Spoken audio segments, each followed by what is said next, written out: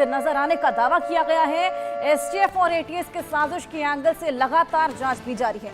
महाकुंभ में जो भगदड़ मची थी उसके बाद एआई कैमरे में 120 संदिग्ध पाए गए हैं, जिसको लेकर ये बड़ा खुलासा हम आपको बता रहे हैं। एटीएस और एसटीएफ का एंगल से लगातार जांच पड़ताल में जुटी हुई है। कुछ लोग भीड़ में घुसे, उसके बाद ये भगदड़ मची। सूत्रों के हवाले से खबर, ये बड़ा खुलासा, 120 संदिग्धों के नजर आने का दावा एआई कैमरे द्वारा किया गया है, जिसको लेकर अब लगातार जांच पड़ताल शुरू कर दी गई है।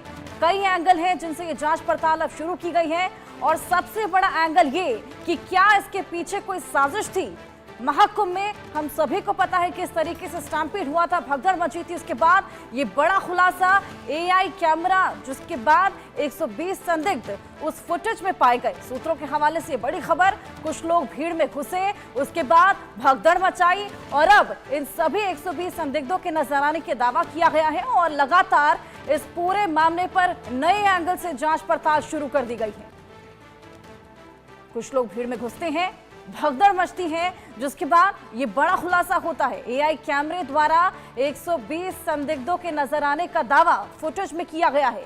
सूत्रों के हवाले से बहुत बड़ी खबर हम आपको बता रहे हैं। एटीएस और एसटीएफ अब कई एंगल से इस पूरे मामले की पड़ताल में जुट गई है। अभिषेक सिंह की रिपोर्ट आपको इस पूरे मामले पर दिखाते हैं। प्रशासन ने अपना 100 नहीं 110% दिया। 7-8 ट्रक जो है कपड़े ला, ऐसा कुछ नहीं है सर। ये सब मीडिया हाउस की तरफ से अलग अलग मीडिया हाउस अलग अलग दावा करते हैं, ऐसा कुछ नहीं। तो वो लड़की कौन थी जो बता रही थी कि वो टेम्परेरी, हम लोग रोज स्कूल कॉलेजेस के लड़के आ जाते हैं जो 300-400 रुपए लेते हैं, दिन में काम करते चले जाते हैं, लेकिन मैनेजमेंट हम लोगों का किस दबाव में आके उसने कैसे बोला, ये तो वही बता सकती है। आपकी दुकान में कोई ऐसी घटना तोड़ या कुछ नुकसान? आपके सामने सर, आप फ्रंट से भी बना लो भाई, अब दिखाओ मुझे, कुछ तो टूटा दिखाओगे। अगर तोड़ फोड़ हुआ तो कुछ तो टूटा दिखाओगे। यही वो हल्दीराम की दुकान है जो मीडिया में चर्चा का विषय बनी हुई है, जहां पे ये कहा जा रहा है कि घटना घटी थी और 28 और 29 तारीख की रात के दरमियान, और ये भी दावा किया जा रहा है कि बहुत सारे लोग बेहोश भी हुए थे और कपड़े जो है ट्रैक्टर से यहाँ से हटाए गए थे। ये तमाम बातें निकलकर सामने आ रही है और हल्दीराम की दुकान से एक लड़की ने जो बातें कही हैं उसको लेकर भी चर्चा बना हुआ है। भाई साहब, यही आपकी दुकान थी? जी। क्या घटना घटी थी? कुछ नहीं, 6 बजे के आसपास क्राउड इधर से भी आ गया, इधर से भी आ गया। लोग आपस में इतना ज्यादा कंजेक्टेड हो गया कि लोग बेहोश होने लगे। जो वृद्ध लोग थे उनको तो बहुत ज्यादा प्रॉब्लम होने लगी। फिर हमने इसको रेस्क्यू सेंटर बना दिया एज ए ह्यूमन बीइंग, एक इंसान की तरह। हमारे पास लगभग 70-80 पेटी पानी था, हमने वो बांट दिया लोगों को। ऐसा कोई कास्ट नहीं, ऐसे फ्री में बांट दिया। ठीक है, देन बेहोश होता था, थोड़ी देर बाद वो जब रिलीफ फील करता था चला जाता था। जिनको फ्रैक्चर हुआ उनको पुलिस वाले लेके गए हॉस्पिटल। यानी कि प्रशासन यहाँ पे मौजूद थी? प्रशासन मौजूद था। अगर ये प्रशासन नहीं होता तो जो भी हुआ है इसका 50 गुना होता।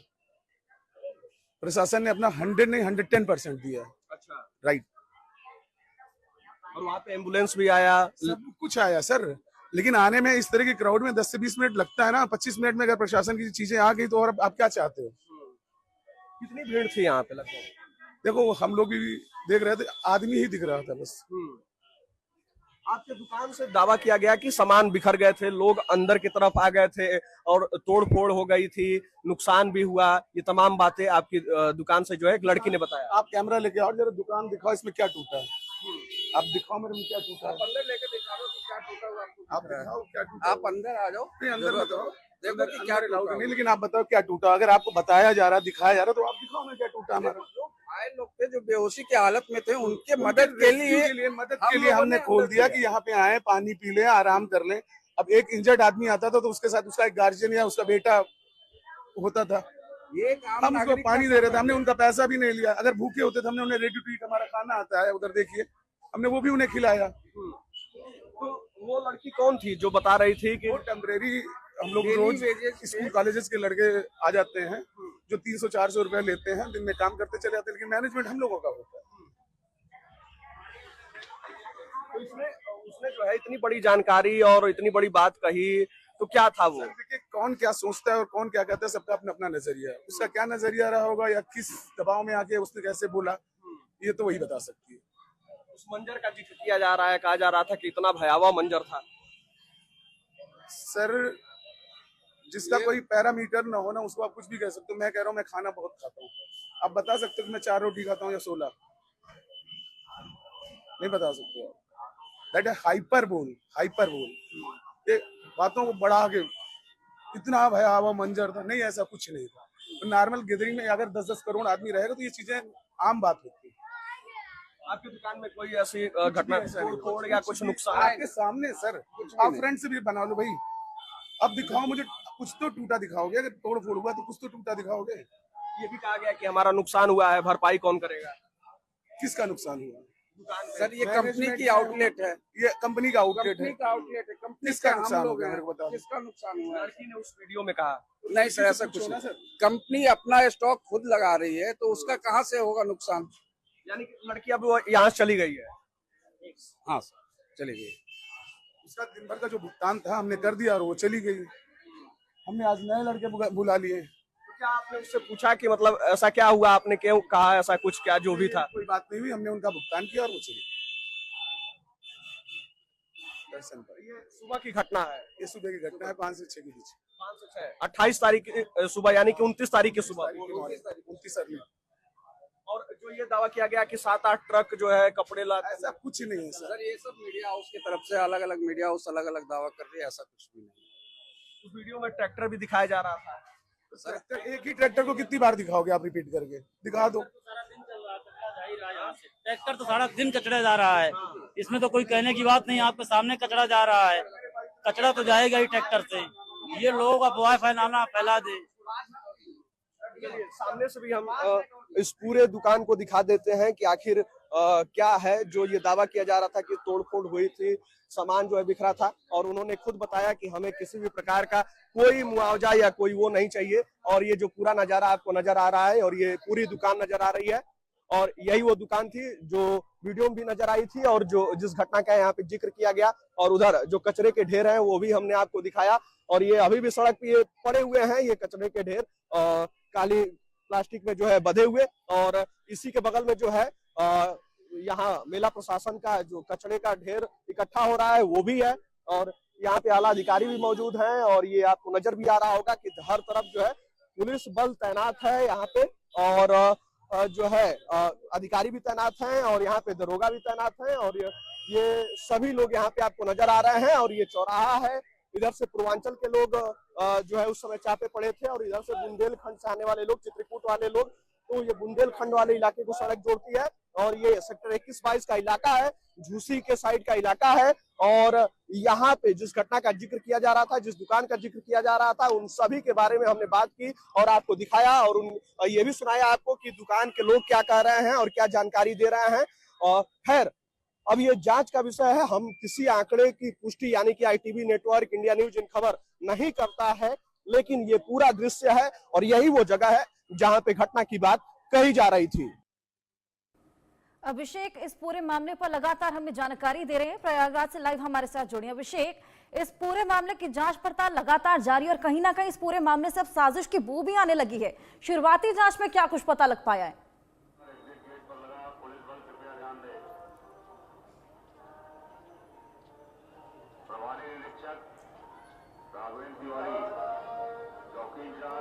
अभिषेक, आप मुझे सुन पा रहे हैं? जी बिल्कुल, जिस तरीके से ये बिल्कुल। स्टैम्पीड इस हुआ था, स्टैम्पेड की पूरी घटना को लेकर अब ये साजिश का एंगल सामने आया, यानी एक बिग कॉन्स्पिरेसी का मामला सामने आया है।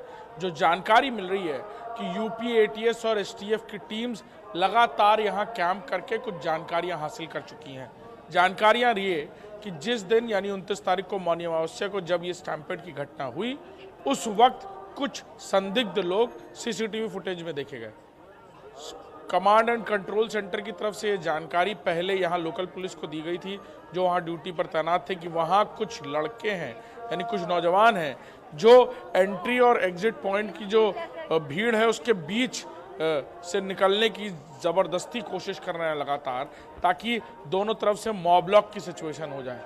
और वैसा कुछ हुआ भी। तकरीबन 12 से 13 लोग इस तरह से गुजरे उस दोनों रास्तों से, यानी एंट्री और एग्जिट पॉइंट जहाँ से लोग निकल रहे थे और अंदर जा रहे थे, उसके बीच के रास्ते में वो इस तरह से गुजरे कि वो दोनों रास्ते आपस में मिल गए और मॉबलॉक की सिचुएशन क्रिएट हो गई, यानी आपस में गुत्थम गुत्थी हो गई। और शायद यही वजह थी कि ये जो पूरी भगदड़ की घटना थी ये इतनी आगे बढ़ी। इसको लेकर आर्टिफिशियल इंटेलिजेंस से युक्त कैमरों ने, यानी आर्टिफिशियल इंटेलिजेंस प्रोन कैमरों ने भी कुछ डिटेल्स निकाली हैं, यानी उनकी तरफ से भी कुछ हेड काउंट किए गए थे और तकरीबन 12 से 15 हेड काउंट्स किए गए हैं, जो इस तरह की ऊपर से नीचे तक जो लाइन जा रही थी, यानी आने एंट्री और एग्जिट की लाइन के बीचों बीच एक अलग लाइन क्रिएट करने की कोशिश की गई और धक्का मुक्की करके वो बाहर निकल गए। उसकी वजह से मॉब लॉक की सिचुएशन, यानी गुत्थम गुत्थी की पूरी ये सिचुएशन क्रिएट हुई और जिसकी वजह से ये पूरी स्टैम्पेड हुई। ये एक एंगल निकल कर सामने आया है जिसको लेकर यूपी एटीएस और एसटीएफ की टीम लगातार यहाँ जांच कर रही है। उन फोटोग्राफ्स को डिटेल्स निकाली जा रही है, उन फोटोग्राफ्स से जुड़ी हुई कौन लड़के थे, वो कहाँ से आए थे।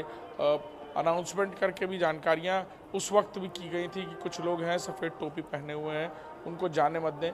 कई बार इस तरह की बातें अब भी हो रही हैं यहाँ पर, यानी अगर कोई देख रहा है कि कोई जत्था है नौजवानों का वो एक तरफ से बढ़ता जा रहा है तो यहाँ पर अनाउंसमेंट हो रही, क्योंकि एहतियात अब बढ़ती जा रही है और इस एंगल को लेकर भी ये पूरी इन्वेस्टिगेशन कर रही है। एक तरफ से न्यायिक आयोग अपनी तरफ से एविडेंसेस कलेक्ट कर रहा है, वहीं ये कॉन्स्पिरेसी की भी जो पूरी एक एंगल है ये निकल कर सामने आया है कि कुछ लोगों ने हो सकता है इस पूरी सिचुएशन को क्रिएट किया हो, धक्का मुक्की मारकर अंदर घुसे हों और इस तरह की सिचुएशन क्रिएट हो गई हो और शायद इसी वजह से ये पूरी घटना पेश आई है। तो इसको लेकर के जांच हो रही है और देखना होगा किस तरह की जानकारियां अब आने वाले दिनों में और सामने आती हैं। अभिषेक, जिस तरीके से ये स्टैम्पीड हुआ था, ऐसे में अभी शाही स्नान बाकी है, महाशिवरात्रि का शाही स्नान अभी बाकी है। इस तरह की सिचुएशन वापस से अराइज ना हो, इसको लेकर क्या कुछ प्रबंध वहां पर किए गए हैं?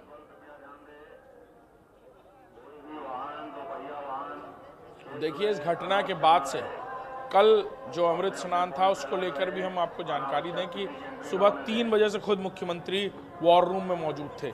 यहाँ सीसीटीवी जो कंट्रोल एंड कमांड सेंटर है उसका एक डायरेक्ट रिले उस वॉर रूम तक भेजा गया, जहाँ खुद मुख्यमंत्री एक विजुअल देख रहे थे, एक एक तस्वीर वो खुद देख रहे थे। अधिकारियों को भी ऊपर से कमांड कर रहे थे, एरियल व्यू, ग्राउंड विजुअल, सारे एक एक चीज़ें उनको तक पहुँच रही थी। और इसके अलावा कई सारे अधिकारियों को यहाँ तैनात किया गया है और यूपी एसटीएफ और एटीएस की एक बड़ी इन्वेस्टिगेटिव टीम यहाँ पर अंदरूनी तौर पर काम कर रही है। वो एक एक बारीकी को तलाश रही है, उन नौजवानों को जिनको संदिग्ध देखा गया है इस पूरी घटना में, उनके बारे में जानकारियाँ हासिल की जा रही हैं।